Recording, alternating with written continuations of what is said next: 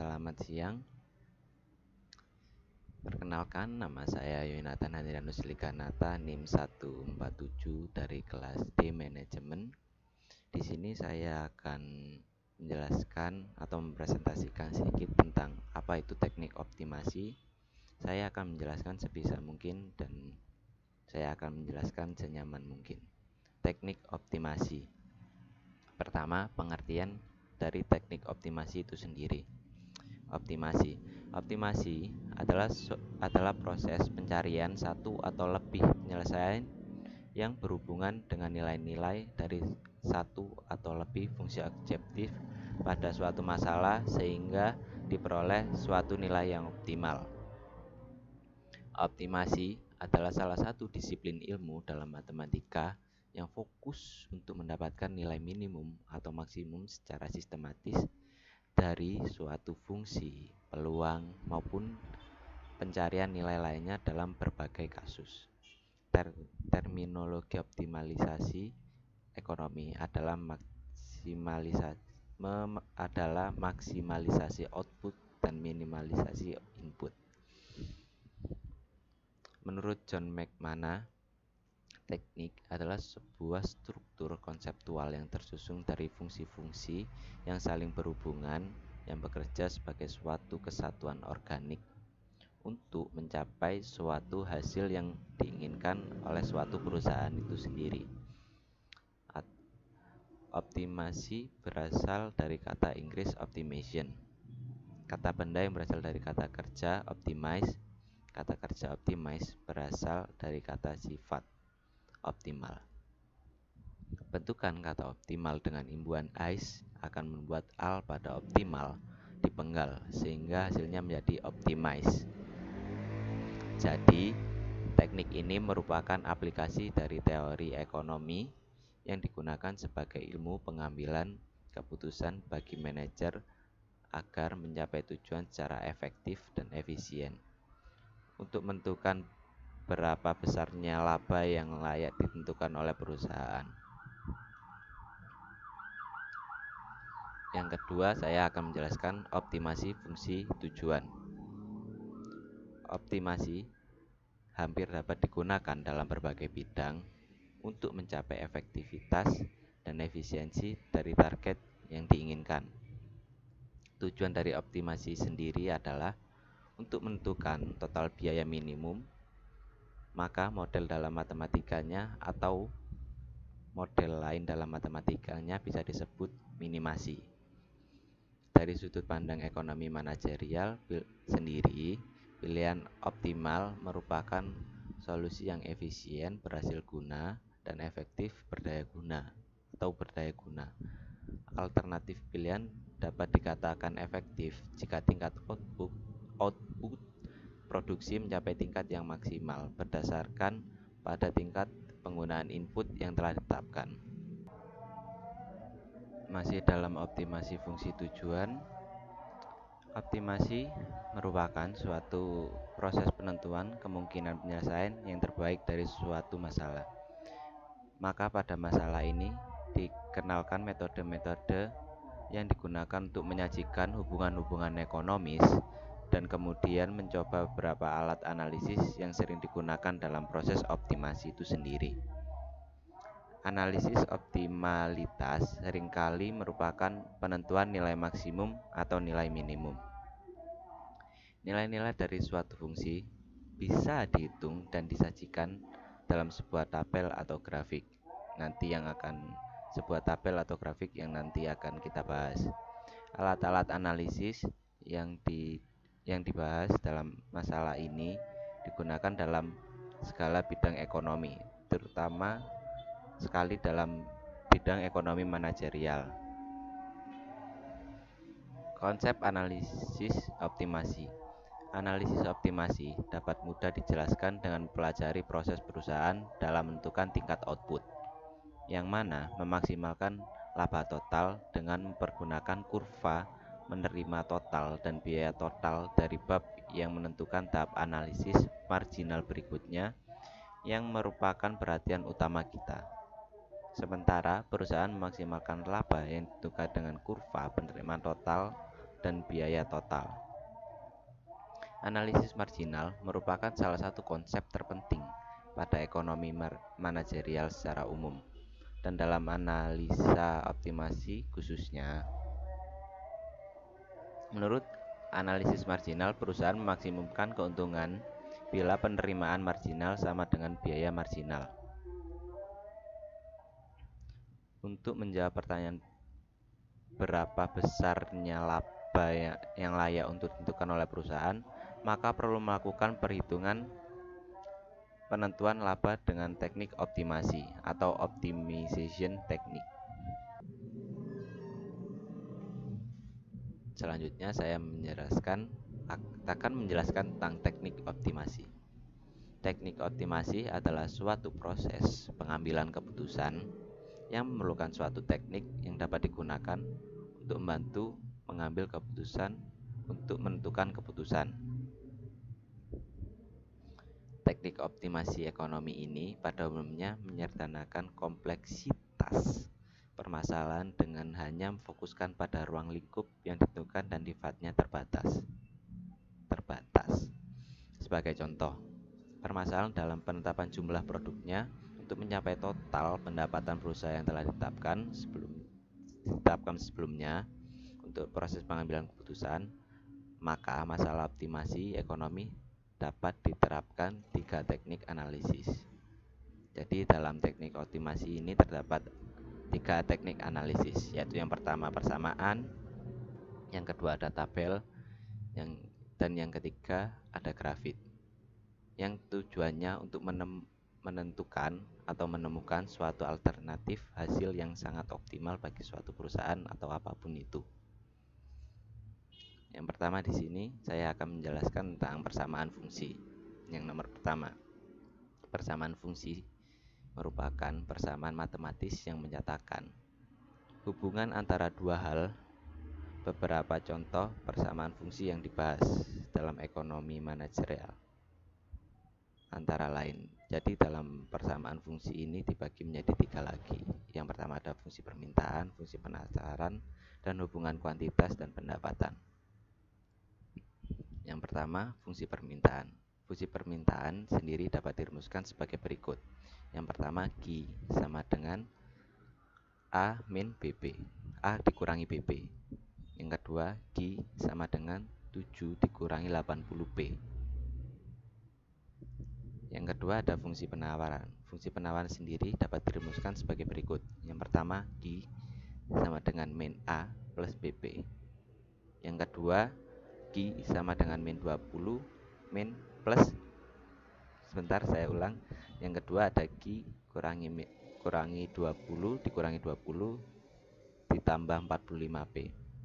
Yang ketiga ada hubungan kuantitas dan pendapatan yang dapat dirumuskan sebagai berikut. TR sama dengan F kali Q. Itulah fungsi persamaan fungsi yang dapat saya jelaskan. Saya akan memberi contoh persamaan fungsi. Di sini persamaan fungsi itu sangat mudah, sangat simpel bisa dibilang. Jadi diketahui fungsi persamaan TR sama dengan 250Q. Asumsi harga tetap TR sama dengan atau total revenue, TR sama dengan P kali Q. Sedangkan di mana P itu adalah harga produk dan Q adalah jumlah produk. Selanjutnya ada metode tabel. Metode tabel merupakan salah satu metode yang menyatakan hubungan antara dua hal dengan menggunakan tabel. Berikut ini saya akan menjelaskan sedikit contoh mengenai penggunaan metode tabel. Contoh yang pertama,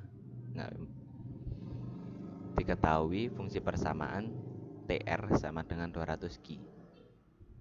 Hitung, gambarkan hubungan fungsi ekonomi fungsi persamaan TR di atas pembahasan. Di sini cara membuat tabelnya cukup mudah, hanya dibagi menjadi 2, yaitu sisi kiri ada jumlah unit terjual dan sisi kanan ada total revenue. Jadi sangat simpel, cuma dua kolom. Jumlah unit terjual 25, total revenue-nya 5.000. jumlah unit terjualnya 30, total revenue-nya 6.000. Jumlah unit terjual 35, total revenue-nya 7.000. Jumlah unit terjual 40, total revenue-nya 8.000. Di sini saya akan memberikan contoh lain dari metode tabel. Contoh yang kedua, hubungan antara TR dengan jumlah unit yang terjual atau Q sama dicontohkan dengan TR sama dengan 150 dikali Q. Jadi begitu saja cara penghitungannya. Tabel tetap dibagi menjadi dua, yang kiri jumlah unit yang terjual atau Q, dan tabel sebelah kanan, sisi sebelah kanan total revenue atau TR. Jumlah unit yang terjual 1, total revenue-nya 150 rupiah. Jumlah unit yang terjual atau Q2, total revenue-nya 300 rupiah. Q-nya 3, total revenue-nya 400 rupiah. Jumlah unit yang terjual atau Q-nya 4, total revenue-nya 600 rupiah. Yang ketiga ada metode grafik. Metode grafik merupakan salah satu metode yang menyatakan hubungan antara dua hal dengan menggunakan grafik. Berikut ini saya akan menjelaskan sedikit tentang metode grafik. Contoh, diketahui fungsi persamaan TR sama dengan 200Q. Hitung gambar hubungan ekonomi fungsi persamaan TR di atas. Pembahasan. Buat seperti biasa grafik yang diagonal itu TR, yang horizontal itu unit yang terjual. Dimulai dari 0 naik menurut penjualan, jadi TR yang terjual 200Q. TR sama dengan 200Q. Unit yang terjual seperti tadi 20, 25, 30, 35.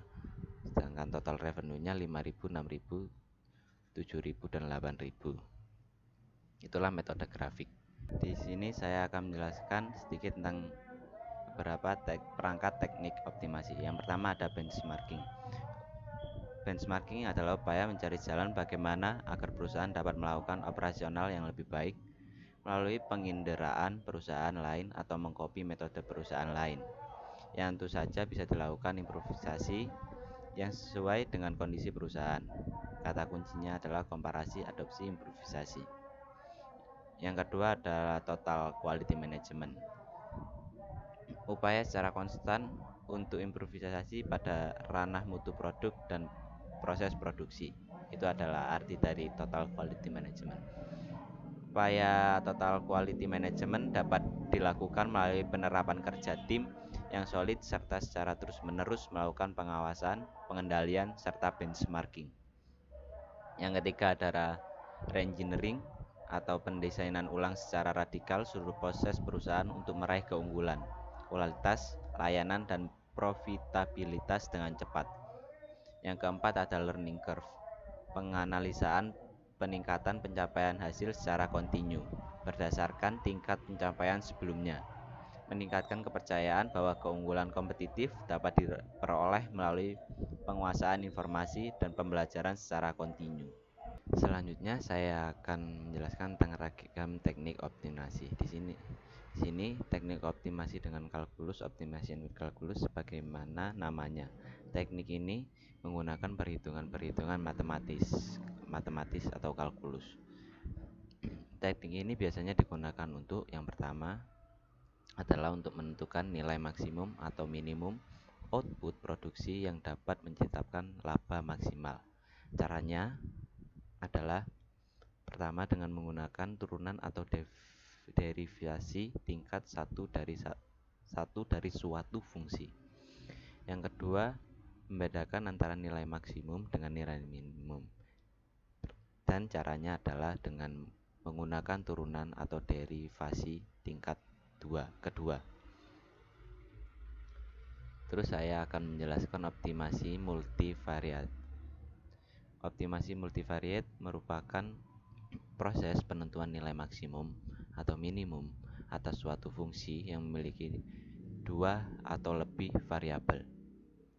Langkah yang perlu ditempuh adalah terlebih dahulu melakukan derivasi secara partial dan kemudian mengujinya dengan melalui proses maksimasi fungsi multivariabel. Oleh karena itu, sering disebut partial derived. Lalu ada optimasi terkendala atau constrained optimization. Dua teknik optimasi yang telah dibahas di atas adalah menggunakan asumsi tidak ada kendala. Padahal sebenarnya dalam praktik manajerial sangat mungkin untuk timbulnya suatu kendala. Jadi dalam praktik manajerial suatu kendala itu pasti ada atau selalu terjadi. Sehingga keinginan untuk memaksimasi profit juga tidak sesuai dengan yang diharapkan. Kendala-kendala tersebut bisa dapat berupa terbatasnya kapasitas produksi.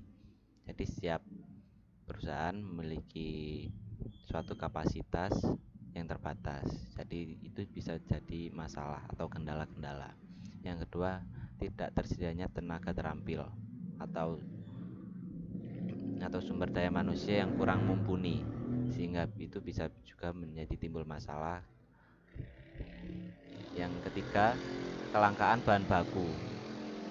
Ya, mungkin sekarang sudah banyak diketahui bahan baku sekarang mulai naik, mulai sulit dicari. Contohnya seperti minyak atau yang lain-lain. Sekarang harga sudah mulai naik. Adanya masalah legal. Yang keempat, yang kelima, konflik dengan lingkungan dan sebagainya. Konflik dengan lingkungan yang dimaksud dengan lingkungan sekitar yang ada di perusahaan. Mungkin lingkungan tersebut tidak menerima adanya perusahaan tersebut, atau mungkin lingkungan tersebut tidak mau dijadikan tempat perusahaan karena mungkin takut kotor. Nah, sekian dari presentasi yang bisa saya sampaikan. Mohon maaf kalau bila ada salah kata atau banyak kekurangan.